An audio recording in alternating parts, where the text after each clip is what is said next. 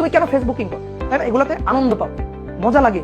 তোমার কি করতে হবে? পড়াশোনার মধ্যে ওই মজাটা খুঁজে নিতে হবে। তার যেটা লক্ষ্য, সেই লক্ষ্য অর্জনের জন্য একটা সিঁড়ি থাকে, ধাপ থাকে, ধাপগুলো অতিক্রম করতে হবে। তোমার যদি টার্গেট থাকে যে আমি ভবিষ্যতে ইঞ্জিনিয়ার হব, তো ইঞ্জিনিয়ার তুমি হবা, তাহলে মনে করো বুয়েট বাংলাদেশের ভালো ভালো ইঞ্জিনিয়ারিং যে প্রতিষ্ঠানগুলো, এইগুলোতে তোমার পড়ার একটা ইচ্ছা থাকবে। এখন তুমি ধরো ক্লাস 11 পড়ো নাই, ক্লাস 12 পড়ো নাই, তুমি ক্লাস 10 থেকে লাভ দিয়ে তুমি বুয়েটে ঢুকতে চাও। তো বুয়েট কি তোমাকে বলবে যে আসো, এটা তোমার মামার বাড়ি, তোমাকে আমি ভর্তি করে নি? ভাই পড়বো কেন? পড়ার কি দরকার?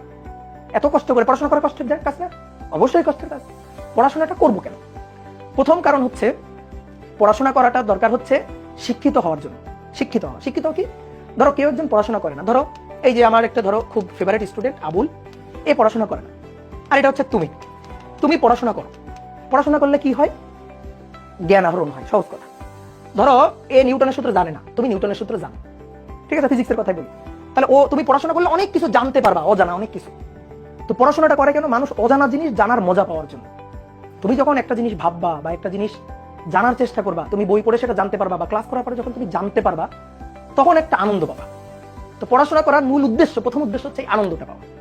তুমি পড়াশোনার মধ্যে যদি আনন্দটা খুঁজে নিতে পারো, যে পড়াশোনা আমি কেন করবো, কারণ আমি এখানে আনন্দ পাই। তুমি ক্রিকেট কেন খেলো? তুমি ফুটবল কেন খেলো?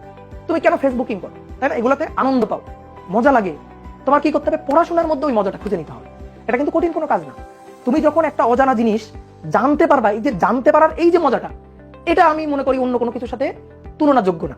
অথবা ধরো একটা ম্যাথ করতে গিয়ে, নিজে ট্রাই করতে গিয়ে তুমি যখন নিজে মিলাই ফেলবা, নিজে করতে পারবা, উত্তর মিলাই দেখবা, আরে উত্তরটা মিলে গেছে, এই যে মজাটা, এটা তো তুমি অন্য কোনো কিছুর সাথে কম্পেয়ার করে পাবা না। তাহলে এই মজাটা খুঁজে নিতে হবে, ঠিক আছে? এবং তুমি যখন পড়াশোনা করবা, তখন দেখবে এই তো পড়াশোনা করে না, এই যে আমার ফেভারিট স্টুডেন্ট আবুল, ও পড়াশোনা করে, তো ওর থেকে তুমি অনেক কিছু জানতে পারবা। ওর চিন্তা চেতনার থেকে তোমার চিন্তা চেতনা, তোমার কথাবার্তা, ঠিক আছে, এতে কিন্তু তুমি যে পড়াশোনা করো, তুমি যে শিক্ষিত, এটা কিন্তু ফুটে উঠবে।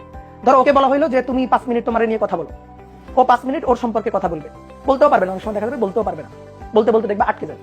কিন্তু তোমাকে যদি বলা হয় তুমি 5 মিনিট তোমার সম্পর্কে বলো, বা কোনো একটা কিছু নিয়ে বলো, সাপোজ ওকে যদি বলা হয় যে তুমি হচ্ছে যে ধরো সাম্প্রতিক কোনো বিষয়, এই সাম্প্রতিক কোনো বিষয় নিয়ে বলো, আর তোমাকে যদি বলা হয় সাম্প্রতিক কোনো বিষয় নিয়ে বলো, তাহলে তুমি কিন্তু পারবা। কথা হচ্ছে, তোমাকে যদি ফিজিক্সের উপর কোনো একটা টপিকে বলতে বলা হয়, তুমি কিন্তু সেটা পারবা, কিন্তু ও সেটা পারবে না। তাহলে পড়াশোনা কি করে?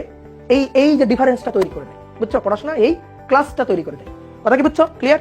এইটা হচ্ছে পড়াশোনার মূল উদ্দেশ্য আমার কাছে যেটা মনে হয়। এবার আরেকটা উদ্দেশ্য, সাইড উদ্দেশ্য আছে, সেটা হচ্ছে আমরা যেহেতু একাডেমিক একটা কারিকুলামের মধ্যে পড়াশোনা করি, এবং এই যে ক্লাস 1 থেকে 2, 2 থেকে 3, এইভাবে করে করে করে করে তুমি একটা ধাপ অতিক্রম করে এই পর্যন্ত আসছো। এরপরে তুমি এখানে ইন্টার পরীক্ষা দেওয়ার পরে তুমি অ্যাডমিশন টেস্ট দিবা। দেওয়ার পরে যাদের টার্গেট ইঞ্জিনিয়ারিং পড়া, তারা ইঞ্জিনিয়ারিং লাইনে যাবে, যাদের টার্গেট ভার্সিটিতে পড়া, তারা ভার্সিটি লাইনে যাবে, যাদের টার্গেট মেডিকেল পড়া, তারা মেডিকেল লাইনে যাবে, বা যাদের টার্গেট ধরো বাইরে চলে যাবে, বা অন্যান্য আরো অনেক কিছু আছে, তারা সেই লাইনে যাবে। তো এরকম একটা লক্ষ্য মানুষের থাকে। এখন এই লক্ষ্য অর্জনের জন্য একটা সিঁড়ি থাকে। তোমার যদি টার্গেট থাকে যে আমি ভবিষ্যতে ইঞ্জিনিয়ার হব, তো ইঞ্জিনিয়ার তুমি হবা, তাহলে মনে করো বুয়েট বাংলাদেশের ভালো ভালো ইঞ্জিনিয়ারিং যে প্রতিষ্ঠানগুলো, এইগুলোতে তোমার পড়ার একটা ইচ্ছা থাকবে। এখন তুমি ধরো ক্লাস 11 পড়ো নাই, ক্লাস 12 পড়ো নাই, তুমি ক্লাস 10 থেকে লাভ দিয়ে তুমি বুয়েটে ঢুকতে চাও।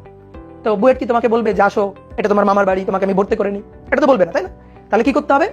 এই যে ধাপগুলো অতিক্রম করে, সিঁড়িগুলো অতিক্রম করে তোমার পৌঁছাতে হবে। তুমি 2টা সিঁড়ি বাদ দিয়ে তো বুয়েটে ঢুকতে পারবে না।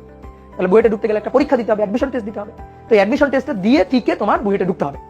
তো এটা তোমার লক্ষ্য ছোটবেলা থেকে, তোমার উদ্দেশ্য, ঠিক আছে? সবার ইঞ্জিনিয়ার হইতে হবে এমন না, কারো মেডিকেলে ডাক্তার হওয়ার ইচ্ছা, কারো ভার্সিটিতে একটা ভালো সাবজেক্টে পড়ার ইচ্ছা। আমি বলতেছি যার যেটা লক্ষ্য, সেই লক্ষ্য অর্জনের জন্য একটা সিঁড়ি থাকে, ধাপ থাকে, ধাপগুলো অতিক্রম করতে হবে। তো ধাপগুলো ভালো করে তুমি যদি ইন্টারে ফেল করো, ইন্টারে ফেল করলে তুমি এই লক্ষ্যটা অর্জন করতে পারতেছো না।